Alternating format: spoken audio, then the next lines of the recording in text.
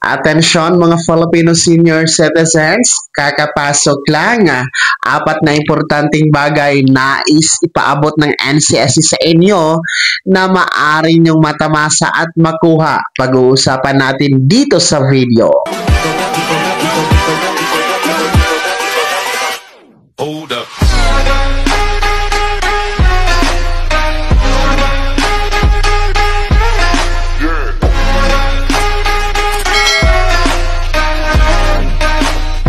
Hello mga ka-vlogs! Welcome dito sa aking YouTube channel. Magandang araw po sa lahat ng mga manonood. Saan po kayong dako sa mundo? Kumusta mga ka-vlogs? Eto, kakapasok lang mga senior citizens, apat na importanteng bagay nais pong ihatid ng NCSC sa inyo. Mamaya-maya pag-uusapan natin. Pero bago ang lahat, kung bago ka pa lang dito sa aking YouTube channel o di kaya hindi ka pa nakasubscribe, i-click nyo muna ang ating subscribe button na nasa baba. Huwag nyo kalimutan na pindutin ang notification bell. Ilagay niyo po sa all para naman updated ka sa lahat ng mga videos na aking i-upload. So, eto na nga po no, mga senior citizens.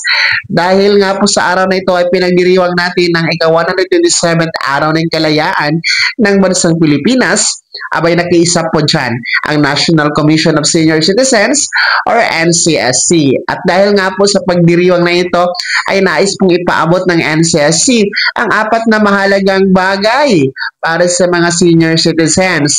Una po ay ang malaya sa diskriminasyon. Pangalawa ay malaya sa pang-aabuso. Pangatlo, malaya sa pagbuo ng sariling desisyon. At pang-apat po ay malaya sa mga benepisyo na matatamasa nito na bigay ng gobyerno sa ilalim po ng NCSC. So, since araw ng kalayaan nga po tayo ngayon, ay mahalaga din po na hindi lamang po sa kalayaan sa pananakop ng mga dayuhan ng ating natatamasa, kundi kalayaan sa ating sarili, sa mga aspetong nakukulong tayo, maging man yan ay sa karamdaman, pinansyal, aspetong spiritual, at iba pa po, no? So, kailangan natin ng ipalaya, kumbaga, no? Lalong-lalo pa yung emosyon natin at kaisipan.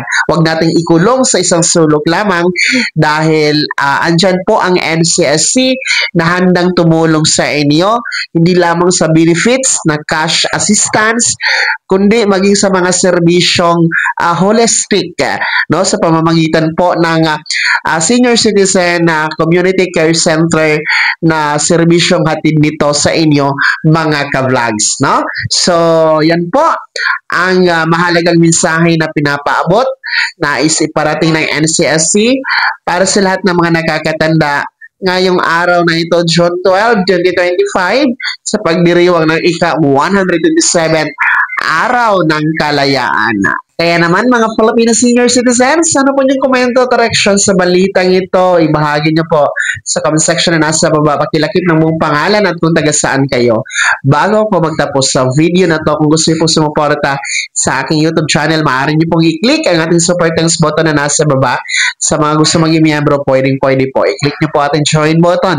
Maraming perks dyan mga ka-vlogs. Be my member now. Sana'y naging gabay ang video na to kahit paano na pag-uusapan natin ang mga mahalagang bagay-bagay na may kinalaman sa ayuda programa at benepisyo ng mga senior citizen. Kung hindi ka pa nakasubscribe dito sa aking YouTube channel, maaari nyo nang i-click ang ating subscribe button na nasa baba. Huwag nyo kalimutan na pindutin ang notification bell, ilagay din po sa all para naman updated ka sa lahat ng mga videos na aking i-upload. Maaari nyo din i-like ang video na to. Kung meron ka pa mga katanungan, maaari nyo i-komento sa comment section na nasa baba. Paki-follow na din po ang aking official Facebook page na nasa screen nyo. Muli po, ako si Daniel Timpawa na nagsasabing dito sa aking YouTube channel, Pawang Katotohanan at lahat totoo lamang.